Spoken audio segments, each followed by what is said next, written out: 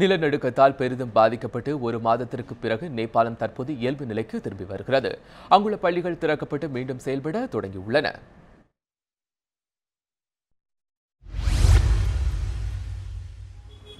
நேபாள நாட்டில் கடந்த ஏப்ரல் 25ஆம் தேதி சக்தி வாய்ந்த நிலநடுக்கம் ஏற்பட்டது. இது அந்நாட்டையே நிலைகுலைய செய்தது. இந்த நிலநடுக்கத்தில் 8000த்திற்கும் மேற்பட்டவர்கள் உயிரிழந்தனர். ஆயிரக்கணக்கான கட்டிடங்கள், வரலாற்று சின்னங்கள் தரைமட்டமாகின. 8000த்திற்கும் மேற்பட்ட பள்ளி கட்டிடங்கள் பாதிப்படைந்தன.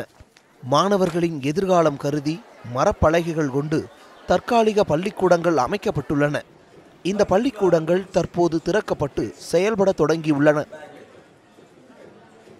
We have to start. There is no choice, because education means future. If you don't start now, even it's going to affect your futures. So that's what we planning to start the school. நேபாளத்தில் UNICEF அமைப்பு சார்பிலும் பல்வேறு தற்காலிக பள்ளிகள் கட்டப்பட்டுள்ளன. பள்ளிகளில் தங்கள் நண்பர்களை நீண்ட நாட்களுக்கு பின்பு சந்தித்தது மிகவும் மகிழ்ச்சி அளிப்பதாக மாணவர்கள் தெரிவித்துள்ளனர்.